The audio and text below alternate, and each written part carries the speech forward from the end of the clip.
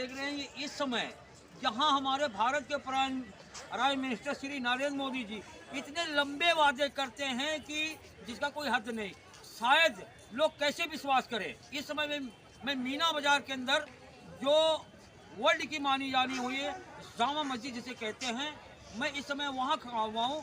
अब मैं यहाँ लोगों से जानना चाहूँगा पीएम निधि के बारे में जानकारी है या नहीं है। जो रेहड़ी पटरी वाले छोटे कारोबारी के लिए 10,000 रुपये का लोन निकाला है, क्या इन लोगों का फायदा उससे होता है या नहीं होता, इनके कितने चक्कर काटने पड़ते हैं, क्या बैंक वाले इनका सहयोग करते हैं या नहीं करते हैं। अब मैं यहाँ के लोगों से मिलवाता हूँ, देखो ये क्या बताते हैं, क्या प्रधानमंत्री के वादे सच्चे निकलते हैं या सरासर झूठे निकलते हैं। अब मैं मिलवा रहा हूँ यहाँ के लोगों से, ये खुद अपनी समस्या बताएंगे। आप देख रहे हैं AGTV लाइव न्यूज। यहाँ बिल्कुल सच का खुलासा हर वक्त किया जाता है, ये जनता की आवाज़ उठाई जाती है।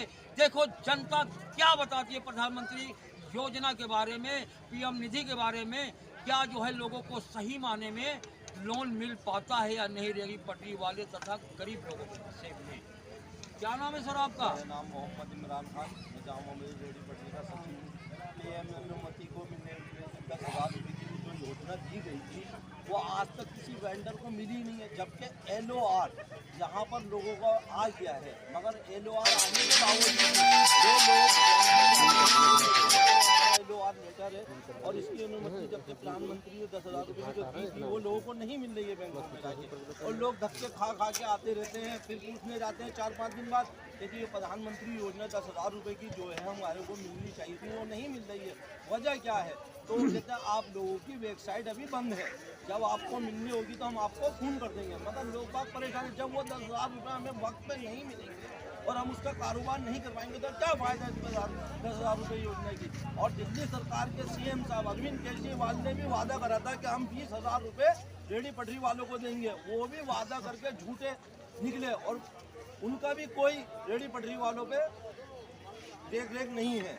हम दिल्ली सरकार से कहना चाहते हैं हम रेहड़ी पटरी वालों का सर्वे करवाया जाए, हमें वेंडिंग जोन लाइसेंस दिया जाए तो हम भी कारोबार कर सके। क्या हम दिल्ली के बाशिंदे नहीं है जो हम कारोबार कर सके? बाहर के लोग आन के कारोबार कंपनियां कर रही हैं, रेहड़ी पटरी वालों को हरासमेंट किया जा रहा है, सताया जा रहा है और आए दिन रेहड़ी पटरी वालों को पुलिस भी हटा रही है, MCD भी हटा रही है, माल उठा के ले जाती है लोगों का और अनाधुन चालान कर रहे हैं। ये कहाँ की इंसानियत है? प्रधानमंत्री एक तरफ तो कहते हैं हम रेहड़ी पटरी वालों का साथ देंगे, देश का विकास सबका साथ, मगर देश का विकास कहाँ हो रहा है? देश का तो बर्बाद हो रहा है, ये हम लोगों के साथ खिलवाड़ किया जा रहा है। तो जो है ये पीएम निधि जो निकाला है रेहड़ी पटरी लोन के बारे में, जो आपके कहने का मतलब लोगों का फायदा नहीं हो रहा है इससे, कुछ भी नहीं है, यानी कि बैंकों के चक्कर लगाने पड़ रहे हैं जी। और ऐसे कितने लोग होंगे, कितनी दफ़ा चक्कर लगाए होंगे बैंक वाले, क्या कहते हैं? बैंक वाले को चाहते हैं वो LOR अपना लेटर दिखाते हैं, कहते हैं आप अपना लोन का भी LOR लेटर लाइए और दिखाइए। वो जाते हैं वहाँ पर दिखाते हैं हाँ आपका लोन पास तो हो गया मगर अभी पैसा देने का टाइम नहीं है। तो ये सब पैसे लेने का क्या फ़ायदा? हम लोगों को 10 बार चक्कर काटने पड़ते हैं, फिर कहते हैं जी अभी हम आपको चले आइए, हम आपको फ़ोन करेंगे, फिर बुला लेंगे। अब ये बच्चन कुमार मिश्रा है, काफ़ी पटरी पे हमारे 30-40 जनों का LOR आया हुआ है, मैसेज भी आया हुआ है, सेंड भी हुआ है, मगर उनको मिला किसी को नहीं, कुछ नहीं मिला है। बस प्रधानमंत्री तो कहते हैं कि हम रेहड़ी पटरी वालों का विकास करें, कहाँ विकास हो रही है सिवाय नुकसान के हमारे। और पहले तो आप ये बताइए हमारे दर्शकों को, आप किसी संस्था से हैं? हाँ, हम नासवी से जुड़े हुए हैं, इंटरनेशनल संगठन है जो। क्या पद है आपका? हमारा पद है सचिव हूँ मैं यहाँ और महासचिव। दिल्ली प्रदेश में सचिव हो या ब्लॉक में? रेहड़ी पटरी में, हाँ नासवी में। हाँ, जी। आप जो है यानी रेहड़ी पटरी मीना बाजार एसोसिएशन में सचिव हो ना? जी। धन्यवाद आपका। आप आइए। पहली बात तो अपना पूरा परिचय दे आप। मेरा नाम अब्दुल अजीज है। हाँ, मैं जामा मस्जिद नहर पटरी से सेक्रेटरी हूँ। मेरा कहने का मकसद ये है कि प्रधानमंत्री निधि योजना जो है ये इसलिए दिया जा रहा है गरीबों की समस्या कम से कम हल, कारोबार। इसमें सबसे पहली बात यह है कि यहाँ कारोबार लगाने का कहीं से कहीं तक कोई मसला ही नहीं आ रहा। रोज़मर्रा की ज़िंदगी गुजारने वाले से पूछा जाए कि आपके कारोबार कहीं लगने दे रहा है, होने दे रहा है या नहीं। सबसे पहली बात है कि हम लोग अगर 10,000 रुपये ले भी लेते हैं तो उनको देंगे कहाँ से? अगर हमारी कारोबार लगती रहे, कारोबार होता रहे तो उसमें तो हम लोग चलो भाई किसी तरीके जैसे से अभी सचिव साहब ने तो ये बताया मिल ही नहीं रहा है, तो आप यानी कि लेना नहीं चाह रहे और बैंक वाले देना नहीं चाह रहे। अगर हम ले भी लेते हैं, अगर वो दे भी देता है तो हम देने की रास्ता भी तो हमको होना चाहिए ना। सबसे दरअसल बात यह है कि यहाँ पे हम लोगों का कारोबार ख़त्म ही कर रखा है, और एक तरफ प्रधानमंत्री जी कह रहा है कि हम निधि योजना दे रहे हैं गरीबों के लिए, फूड वेंडर के लिए, जितने भी रेडी पट्टी वाले उनके लिए, लेकिन हम लोग तैयार है लेंगे उस शर्त पे ना कि जब हमें पहले अपने कारोबार लगाने दे, कारोबार होने दे, उसकी बातें तो हम लेंगे, नहीं तो लेकर के हम करेंगे तो वापसी तो करना पड़ेगा ना। अच्छा, ये क्यों नहीं लगने दे रहे, क्या कारण है? आपको तो मालूम होगा इसके, क्या कोई कोर्ट का मामला या जैसे एमसीडी है या कोई और डिपार्टमेंट पीडब्ल्यूडी है, डीडीए है, कौन रोक लगा रहा है इस पर? देखिए, सबसे पहली सरकार है। सबसे पहली बात तो मैं आपको एक बात बता दूं कि 2014 में रेडी पट्टी कानून एक्ट बन के तैयार हो गया, हाँ, और एक्ट बनने के बाद अभी तक के रेडी पट्टी कानून लागू नहीं हुआ इस वजह से कि जितने भी पॉलिटिकल पार्टी है वो एक भी पार्टी हम लोगों को रोजी रोटी को देखने नहीं चाहता, क्योंकि इसलिए कि हम लोग माल सस्ता बेचते हैं और हर आदमी सस्ता खरीदने के लिए तैयार है। जो माल हम बेच रहे हैं वही माल अगर मॉल से ख़रीदा जाए तो 500 रुपये की है, हम उस माल को 200 रुपये या 250 रुपये में बेचते हैं। तो इस वजह से जो है कि हम लोगों को काफ़ी परेशानी का सामना करना पड़ रहा है। इस वजह से जो है कि कुछ लोग बाग जो है कि इसमें अपनी नज़रअंदाज कर करके हम लोगों को दूर करना चाहते हैं। उसके साथ ही साथ जो दिल्ली सरकार है, उसके बाद केंद्र सरकार है, ये लोग अगर चाहे तो कल के तारीख में हमारा काम हो जाएगा, लेकिन इस काम को करने के लिए तैयार नहीं है। इसलिए तैयार नहीं है कि हम लोगों के पीछे बोलने वाला हम लोगों का बैकग्राउंड है।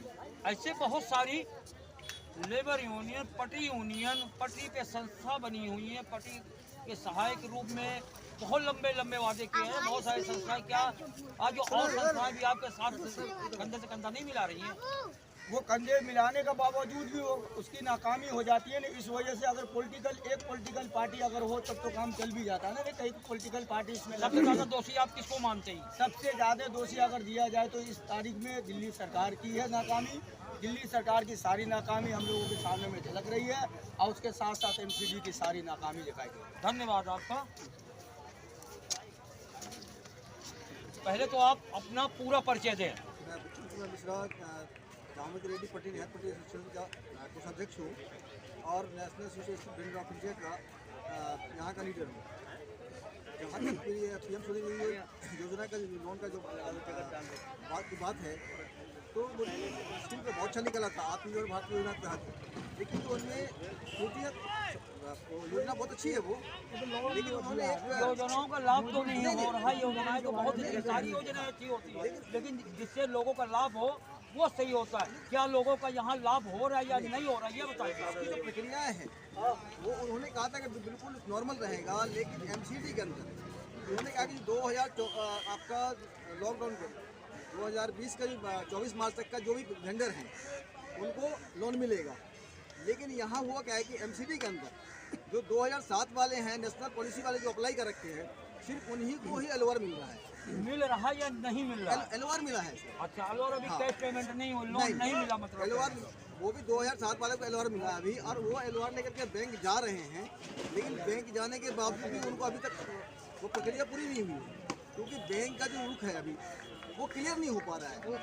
मैं खुद उस स्कीम में शामिल हूँ। सर एक बात बताएंगे आप, ये पटरियाँ यहाँ शायद मेरे ख्याल से ये आज़ादी से पहले की लग रही हैं। हाँ, ये खास प्लेयर है, यानी नहीं तो है नहीं। इसी इस मीना बाजार पर गाने भी फिल्माए गए और शूटिंगें भी हुई है, पट्टी वालों को उसमें हिस्सेदारी रही है, फिर भी सरकार क्यों ध्यान नहीं दे रही है? आप इतने पुराने होकर यहाँ के लोगों की ये जो पटरी की समस्या सरकार क्यों नहीं कर रही है, ऐसा क्या लगता है आपको? इसमें प्रशासनिक जो अपना जो 3 स्तंभ है वो तीनों स्तंभ में हमको मूलभूत सुविधाएं नहीं मिल पा रही है। ये तीनों स्तंभ जो कानून का 3 स्तंभ है वो तीनों स्तंभ हमारे सहयोग में नहीं आ पा रही है। या तो तीनों का जो है कोऑर्डिनेशन नहीं बन पा रहा है, ये कारण है मुख्य रूप से राजनीतिक और प्रशासनिक और कानूनी, ये तीनों स्तर हम लोगों को नहीं मिल पा रहा है। अच्छा, ये बात तो हमारे देश के prime minister PM Narendra Modi ji ये विदेशों में भी बड़े ढिढोरे पीटते, आपने देखा होगा चैनलों के माध्यम से, पेपर के माध्यम से, यूट्यूब के माध्यम से, सोशल मीडिया के माध्यम से। लेकिन क्या लगता है, क्या जो ये घोषणाएं करती हैं वो जमीन पे हकीकत में उतरती है, लोगों को फायदा होता है? नहीं, प्रशासनिक स्तर पर तो नहीं हो पा रहा है, प्रशासनिक स्तर पर तो नहीं हो पा रहा है, न न्यायिक स्तर पे हो पा रहा है। और उसके कारण और भी हैं, कोई बहुत सारे हैं। राजनीतिक स्तर जो है हमारा, हम लोग राजनीति से जुड़े हुए तो हैं, लेकिन राजनीति पर मुझे सपोर्ट नहीं मिलता है, किसी पार्टी का सपोर्ट नहीं मिलता है, क्योंकि रेडी पार्टी वालों को बिल्कुल एक रूप में देखा जाता है। आपकी मुख्य मांगे क्या हैं? हमारी मांग दिल्ली सरकार से ये है कि भाई टीबीसी बन गई, एक तो कोर्ट माननीय हाई कोर्ट के आदेशानुसार उन्होंने टीबीसी बनाया, टीबीसी बने हुआ 2.5 साल हो गया, मैं उम्मीदवार भी रहा हूँ उसको टीबीसी मेंबर, लेकिन उसका बावजूद भी आज तक टीबीसी बनने के बावजूद भी 2.5 साल हो गए टीबी बने हुए, न कहीं सर्वे हुआ, न अभी टेंडर ऑफ किसी कंपनी को दिया गया। यहाँ तक कि अभी दो तीन साल पहले चुनाव भी तो करवाए थे, यानी कि चुनाव का अंजाम भी जीरो रहा है, जीरो रहा, क्योंकि चुनाव हुआ मेंबर 6 महीने के लिए शायद था। हाँ 6 महीने के लिए था, 6 महीने के लिए था, लेकिन दोबारा चुनाव भी नहीं हुआ। कुछ नहीं तो हुआ। क्या सरकार यानी कि पटरी वालों के साथ, छोटे दुकानदारों के साथ मजाक कर रही है? मैं तो कहता हूँ दिल्ली सरकार इसमें क्या पहलू रहा है उनका, क्या कारण रहा है, ये तो दिल्ली सरकार बताएगी या एमसीडी बताएगी। अगर एमसीडी के पास हम जाते हैं तो एमसीडी कहता है कि दिल्ली सरकार के पास जाओ, दिल्ली सरकार के पास जाते हैं एमसीडी के पास है।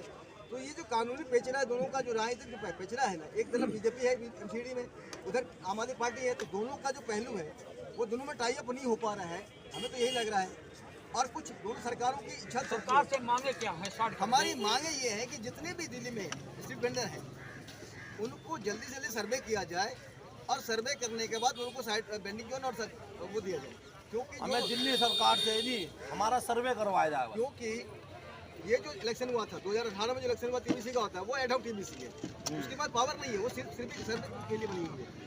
तो मैं दिल्ली सरकार से और एमसीडी से मेरी मांग ये है, और केंद्र सरकार से भी है, कि इस पर विशेष रूप से ध्यान दिया जाए, ताकि ये जो गरीब वेंडर हैं वो आत्मनिर्भर कैसे बनेंगे, ये सोचने की बहुत बड़ी बात है। धन्यवाद।